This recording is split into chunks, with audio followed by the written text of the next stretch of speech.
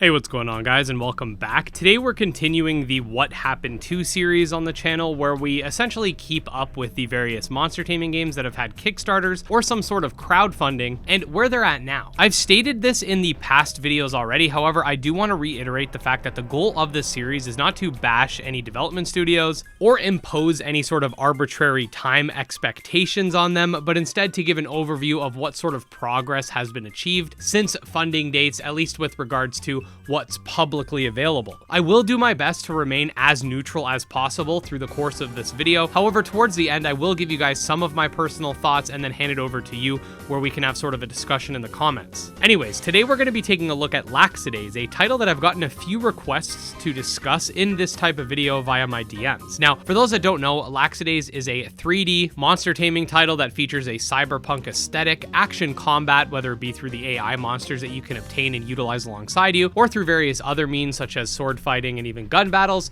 It has a social system similar to Persona and more. This game had a Kickstarter campaign back in May 2021 and was successfully funded, getting just under $100,000 on June 17th of 2021. Now, that being said, leading up to the Kickstarter, we of course got some gameplay showcases, trailers, etc. However, once the Kickstarter had completed, that's sort of where any visual updates ended, hence why the video topic was requested in the first place. Now, there are a few things to keep in mind as far as what's publicly known. Firstly is the fact that in January 2022, which was roughly 7 months after the Kickstarter was funded, the developers did decide to actually switch to the Unreal Engine in order to make the game better. This is noteworthy because the game was supposed to release this year with a beta that was supposed to release last year, but obviously the timeline has been drastically changed due to what essentially is the developer starting from scratch, minus what I'm assuming is the assets that they already have. Now, this announcement was made roughly a year and a half ago, and other than a few updates here and there basically stating that they're still chugging away, we haven't received any visual representation of development,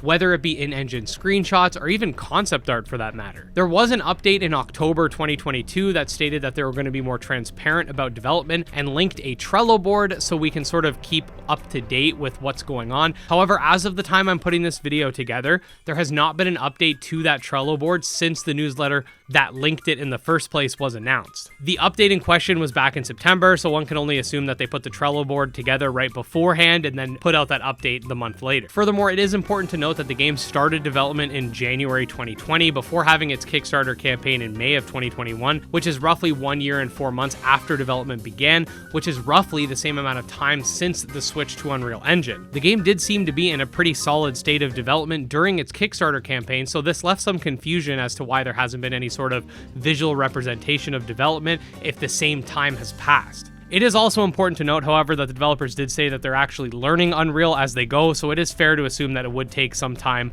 in order to actually learn the engine itself before writing the game's code and dropping assets into it and whatnot. However, on the flip side, it could also be argued that many programming languages aren't too different from one another, and while there definitely would be a learning curve with learning a language, a game developer with experience should be able to do this in a more timely manner than your average person who's just learning the code for the first time. Now, on February 16th of this year, I did ask in the Discord server the following question. Hey guys, was wondering what's going on with development. I know you guys have been changing engines, just wondering if we can get some type of update as to where that's at, and the developers had the following to say. Hey, we'll be posting an update soon that goes over what we've been able to accomplish so far and what our plans are for the year. Sorry for how slow things have gotten. There hasn't really been anything exciting to show off yet, as we've just been deep into learning Unreal and building at our core systems, so it's basically just all code. Learning Unreal, balancing our jobs, and it just being the two of us has really slowed down our pace.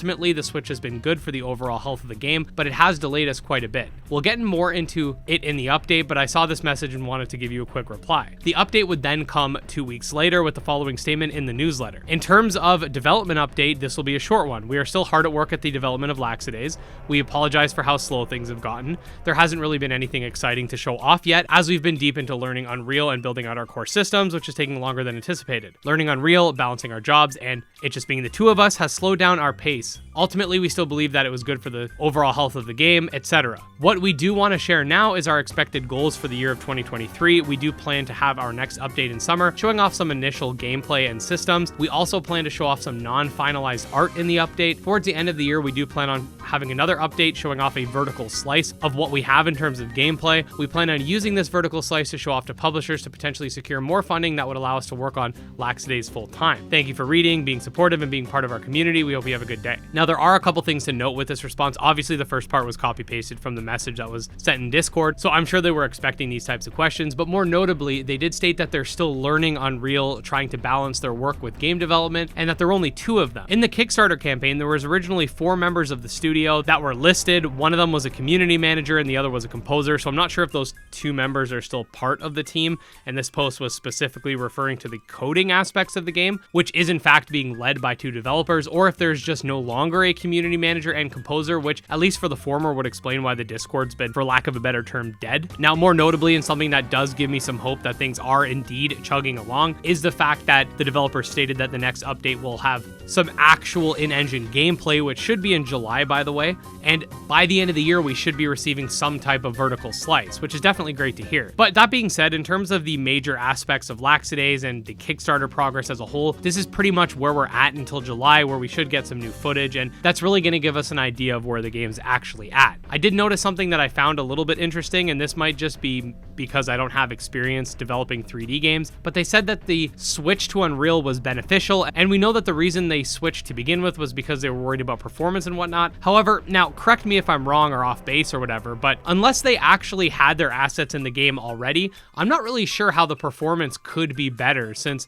nothing would be stressing out the engine. I know, for example, and this is going to be a bit of an apples to oranges comparison, but you know, both of those are fruit, so bear with me, but I know if you convert a game from Game Maker Studio 1 to Game Maker Studio 2, you will see a performance upgrade, which gives you a good one-to-one comparison. However, when switching engines completely, I'm not sure how you could gauge that comparison unless the game has similar assets already putting stress on the engine itself, at which point would contradict the idea that there's nothing to show off. I'm not saying anybody's lying or anything like that, but more so I thought that was kind of interesting, and maybe they do have some sort of way that they're able to tell that the switch to Unreal was beneficial and haven't wanted to show it off just yet because it doesn't look clean, but that might end up being a good thing because it means that more work is being put into the game than we thought. But yeah, I'm gonna give my personal opinion on this whole situation. I don't think that developers are just personally hiding stuff or trying to scam people, but what I will say is that there should be a far greater level of communication and more frequent updates regarding progression compared to the current quarterly format that we're getting. I understand better than anyone else that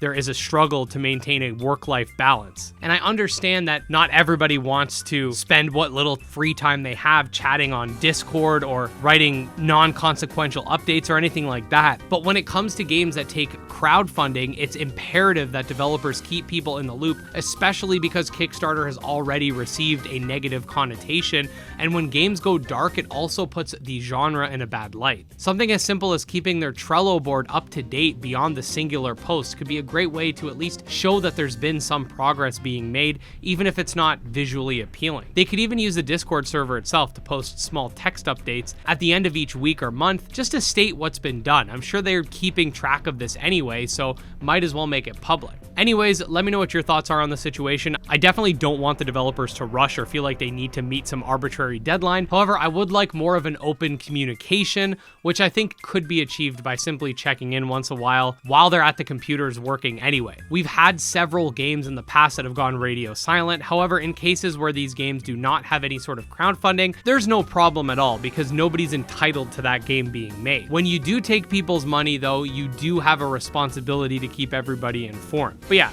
once again, let me know your thoughts in the comments. I'm definitely going to be keeping an eye out for July. I'm really excited to see what has been done so far in Laxidaze because honestly, it did really look like a good game and I want to see it succeed. If you do want to stay up to date on that or just monster taming in general, definitely subscribe to the channel for daily content. You can check out my Twitter, Discord, and Patreon linked below. Special thanks to the patrons, especially Jim Hamilton, Dro Ghost, Dark Persona, Exodus, and Candy Morency. And I'll see you next time. Peace.